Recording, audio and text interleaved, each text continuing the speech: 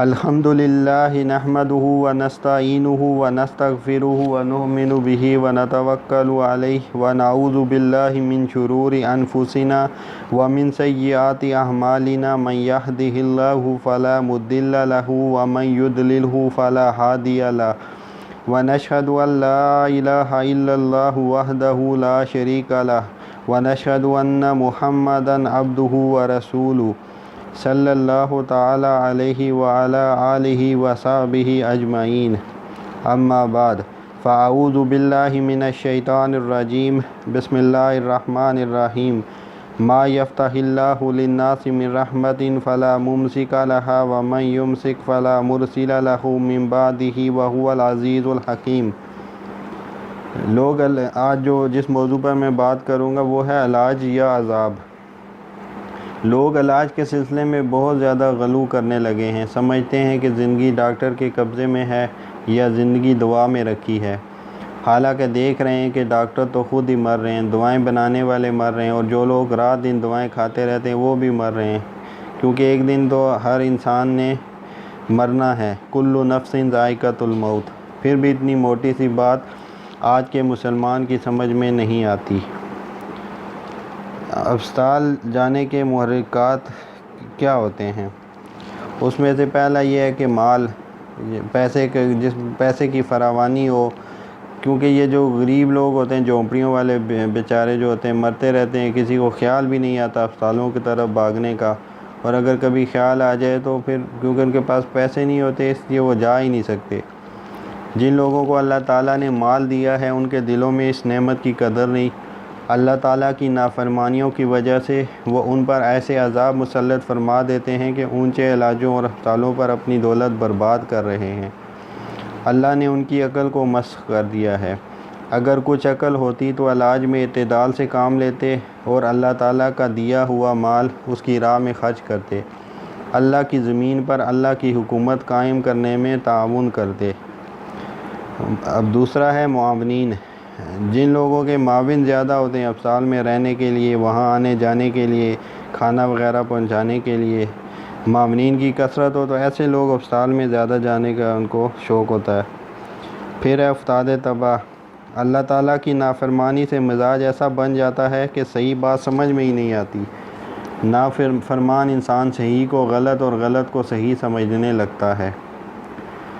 چوتھا ہے علاج کی اہمیت۔ لوگوں نے جتنی اہمیت علاج کو دے رکھی ہے وہ شریعت و عقل دونوں کے خلاف ہے، اللہ تعالیٰ پر توکل و اعتماد کے خلاف ہے۔ یہ نہیں سوچتے کہ اگر ڈاکٹر کے پاس نہیں گئے تو زیادہ سے زیادہ کیا ہوگا، مر جائیں گے، ایک نہ ایک دن تو مرنا ہی ہے، اگر اب نہیں مرے تو بعد میں مر جائیں گے، موت کا وقت معین ہے۔ لیکن لوگوں نے حالات سے یوں لگتا ہے کہ جیسے ڈاکٹر تقدیر کو ٹال سکتا ہے، علاج میں اتنا غلو کر رہے ہیں کہ جیسے ڈاکٹر مرنے سے بچا لے گا یا موت کے وقت کو آگے بڑھا دے گا۔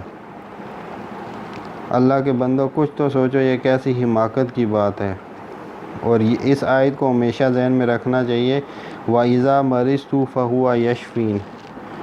میں جب بیمار ہوتا ہوں تو میرا اللہ ہی مجھے شفا دیتا ہے۔ انسان اپنی کوتاہیوں کی وجہ سے بیمار ہوتا ہے اور اللہ اسے شفا دیتا ہے۔ ما قدر اللہ پر نظر نہ ہونا۔ یہ خیال دل میں راسخ ہونا ضروری ہے کہ جو مقدر ہے وہی ہوگا۔ بہت کم لوگ ایسے ہیں جو اللہ کی تقدیر پر راضی ہیں، ورنہ اکثر کا حال یہ ہے کہ بہت غلو کرتے ہیں۔ یوں لگتا ہے کہ جیسے اسباب اختیار کر کے، کوششیں کر کے یہ لوگ اللہ کی تقدیر کو بدل دیں گے۔ صحیح طریقہ تو یہ ہے کہ اعتدال میں رہ کر کوشش و اسباب اختیار کریں اور نتیجہ اللہ کے سپرد کر دیں، اللہ کی تقدیر پر راضی رہیں۔ تکلیف کا اخفا۔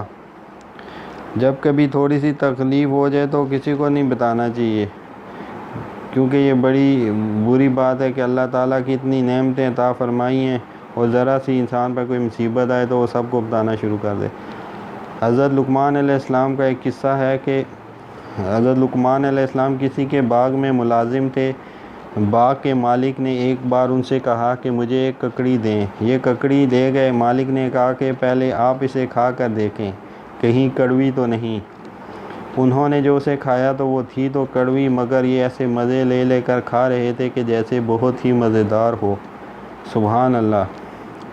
اب جو مالک نے کھا کر دیکھی تو وہ بہت ہی کڑوی تھی۔ اس نے پوچھا کہ یہ کیا قصہ ہے؟ آپ تو ایسے کھا رہے تھے کہ جیسے بہت ہی مزیدار ہو، یہ تو بہت ہی کڑوی ہے۔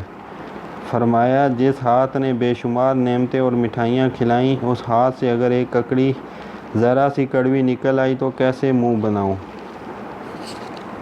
یہ تھے اللہ والوں کے حالات کہ وہ ہمیشہ اللہ تعالیٰ کی نعمتوں کو اپنے ذہن میں رکھتے تھے۔ اب بچوں کی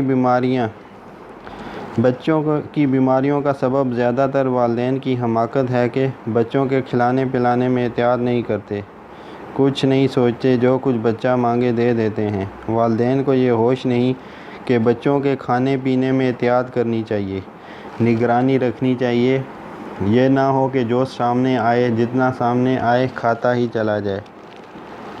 اللہ کی طرف سے وحی۔ اللہ تعالیٰ بچوں کے دلوں میں رونے کی وحی فرماتے ہیں، جس میں 3 فائدے ہیں۔ بچوں کی ورزش، مخلوق پر رحمت، بڑوں کو رونے کا سبب۔ بچوں کو دست اور پیچش لگتے ہیں، یہ والدین لگواتے ہیں، خاص طور پر ماں تو اسے کچھ نہ کچھ دیتی ہی رہتی ہے۔ بچہ رو رہا ہے، ضد کر رہا ہے تو چلو یہ بھی کھلا دو، یہ بھی کھلا دو۔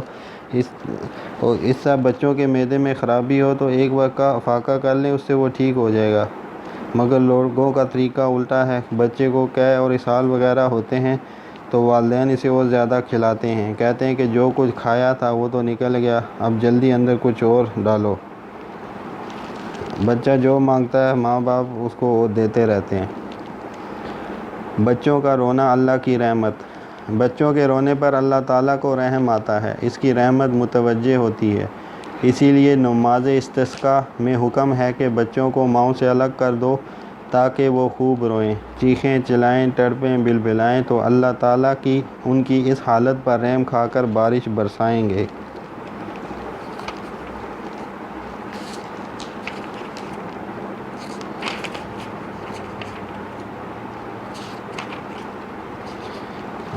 موت کا وقت مقرر ہے۔ وَمَا كَانَ لِنَفْسٍ أَن تَمُوتَ إِلَّا بِإِذْنِ اللَّهِ كِتَابًا مُعَجَّلًا۔ کوئی نفس اللہ کے حکم کے بغیر نہیں مر سکتا، اللہ نے وقت مقرر کر دیا ہے۔ وقت مقرر سے نہ کوئی ایک لمحہ پہلے مر سکتا ہے اور نہ ایک لمحہ بعد میں۔ دعا کا اثر اللہ کے قبضے میں۔ یہ بات جو اب بتا رہا ہوں کہ پہلے دعا کر لیں کہ اللہ تعالیٰ اسے دلوں میں اتار دیں۔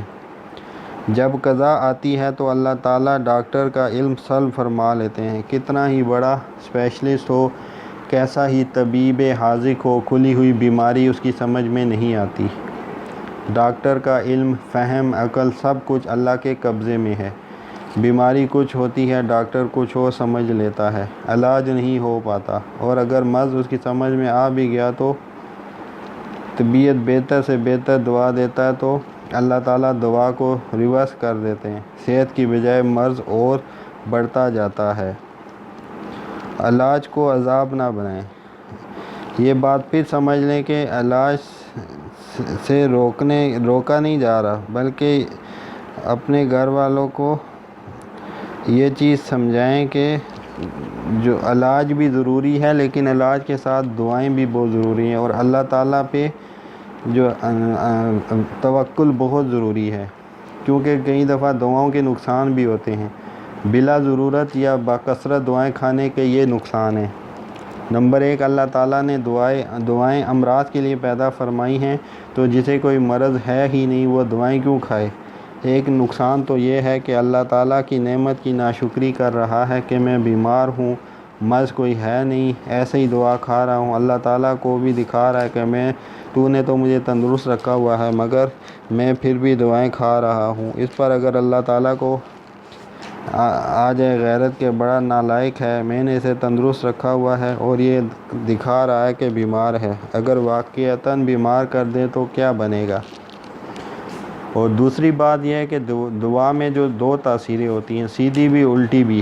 کوئی دعا ایسی نہیں جس میں صرف صحت اور شفا ہی ہو اور نقصان نہ ہو۔ ہر دعا میں 2 تاثیریں ہیں۔ ہومیوپیتھک طریقہ علاج کی تو بنیاد ہی اسی پر ہے۔ وہ کہتے ہیں کہ ہر دعا میں نقصان کا پہلو ہے، وہ علاج بالمثل کرتے ہیں۔ جو بیماری ہوگی اسی بیماری کو بڑھانے والی دوا دیتے ہیں۔ لوہے کو لوہا کاٹتا ہے، ایسے ہی زہر کو زہر کاٹتا ہے۔ اگر جسم میں پہلے سے زہر ہے تو اور زہر دے دو، یہ اندر کے زہر کو جا کر کاٹے گا۔ ہومیوپیتھک طریقے علاج یہی ہے، علاج بالمثل۔ ایلوپیتھی کے طریقوں کو کہتے ہیں علاج بالضد۔ بیماری کے خلاف جو دوا کام کرنے والی ہے اس کے ذریعے علاج کرتے ہیں۔ دراصل کہنے میں یہ دو نظریات الگ الگ ہیں، حقیقت دونوں کی ایک ہی ہے، کچھ فرق نہیں، اس لیے کہ ہر دوا میں اللہ نے دونوں خاصیتیں رکھی ہیں۔ اگر کسی دوا سے نقصان ہو گیا تو ایلوپیتھی والے کہتے ہیں ری ایکشن ہو گیا۔ اللہ کی قدرت کے قائل ہو جاؤ، اللہ کی نافرمانیاں چھوڑ دو، وہ جب چاہیں دوا کو ادھر چلائیں، جب چاہیں ادھر کو چلا دیں۔ دواؤں میں اللہ تعالیٰ نے دو گیئر لگائے ہوئے ہیں، آگے کا بھی ہے اور پیچھے کا بھی ہے۔ وہ جب چاہیں آگے کا گیئر لگا دیں، انسان تندرست ہو جائے، اور جب چاہیں اسی دوا میں پیچھے کا گیئر لگا دیں تو زیادہ مرض بڑھتا چلا جائے۔ کوئی دوا ایسی نہیں جو صرف نفع ہی کرے، اس میں نقصان کا پہلو بھی ہوتا ہے۔ جو لوگ دوائیں کھاتے رہتے ہیں وہ دو دھاری تلوار استعمال کرتے رہتے ہیں، وہ کبھی ادھر کو کاٹے گی، کبھی ادھر کو کاٹے گی، کبھی سیدھا کاٹے گی، کبھی الٹا کاٹے گی۔ تیسرا نقصان یہ ہے کہ بلا ضرورت دوائیں کھائیں گے تو طبیعت ان کی عادی ہو جائے گی، پھر کبھی ضرورت کے موقع پر طبیب نے وہ دوا تجویز کی تو وہ اثر ہی نہیں کرے گی، کیونکہ وہ تو آپ کی طبیعت میں یوں ضائع کر رہے ہیں موقع پر جو اللہ کی نعمت تھی۔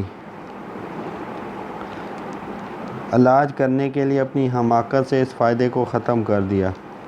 یہ تین نقصان ہیں کثرت سے دعائیں استعمال کرنے کے، اس لیے دعائیں زیادہ نہ کھایا کریں۔ غذائیں اللہ کی دی ہوئی نعمتیں ہیں، مناسب غذائیں کھایا کریں، خوراک میں اعتدال رکھیں، دو خوراکوں کے درمیان فاصلہ رکھیں، ہر وقت چرتے نہ رہیں، ورزش کیا کریں۔ سب سے بہترین ورزش جہاد ہے۔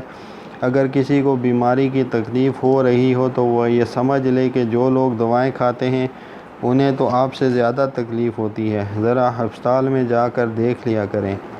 آپ کو دوا نہ کھانے سے اگر تکلیف ہو رہی ہے تو جو ڈاکٹروں کے سپرد ہیں، رات دن دوائیں کھاتے ہیں، انہیں تو آپ سے زیادہ تکلیف ہے۔ من جانب اللہ جو تکلیف مقدر ہے اس کے لیے اعتدال میں رہ کر آرام آرام سے تدارک کریں، اور مرے تو گھر میں، ہسپتال میں جا کر نہ مرا کریں۔ آج کل کے انسان کو شوق ہے کہ کسی ہسپتال میں جا کر مرے، اولاً تو یہ کہ امریکہ جا کر مرے، ورنہ یہ کہ اپنے ہی شہر یا ملک کے کسی بڑے ہسپتال میں مرے۔ اللہ تعالیٰ عقل عطا فرما دیں، عقل دلوں میں شوق وطن عطا فرمائیں۔ دراصل وطن سے ڈرنے لگے اور مسافر خانے میں دل لگا لیا، اسی لیے زیادہ سے زیادہ مسافر خانے میں رہنے کی کوشش میں لگے ہوئے ہیں، وطن جانے کو دل چاہتا ہی نہیں۔ کوئی بچا لے، کوئی بچا لے، ہائے کوئی بچا لے۔ وطن جانے سے کوئی بچا لے لیکن وطن جانے سے تو کوئی بچا ہی نہیں سکتا۔ اللہ تعالیٰ فرما رہے ہیں کہ خبردار، جب روح آ کر اٹکی حلق میں اور یقین ہونے لگا کہ اب جا رہے ہیں تو کہتے ہیں کوئی تعویذ دے دے، کوئی دم کر دے، پکارو دنیا بھر کے کو پکارو، کوئی ڈاکٹر، کوئی اسپیشلسٹ، کوئی بچا لے، کوئی بچا لے، کوئی لنگوٹیا پلیتے دے کر بچا لے، مگر کوئی نہیں بچائے گا۔ اگر بچائے گا تو صرف اللہ ہی بچائے گا۔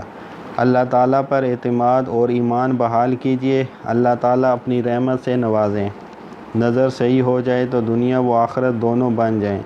اللہ تعالیٰ نے پریشانیوں سے بچنے کا یہ ترپھلہ ارشاد فرمایا ہے۔ اللہ کی نافرمانیوں سے بچانے کی کوشش، اللہ تعالیٰ کے بتائے ہوئے طریقوں کے مطابق دعا، اعتدال کے ساتھ تدبیر، لیکن اعتماد اپنی تدبیر پر نہ ہو بلکہ ہر حال میں اللہ پر اعتماد رہے۔ مگر آج کے مسلمان کا حال کیا ہے کہ کوئی مصیبت آتی ہے تو کہتے ہیں کچھ پڑھنے کو بتا دیں، اللہ کے بتائے ہوئے نسخے پر اعتماد نہیں، حالانکہ پریشانی دینے والے بھی وہی ہیں اور مٹانے والے بھی وہی ہیں۔ آج کل کے جو مسلمان ہیں انہوں نے علاج کو اپنے لیے عذاب بنا لیا ہے۔ اللہ ہماری اس سے حفاظت فرمائے۔ وما علینا الا البلاغ۔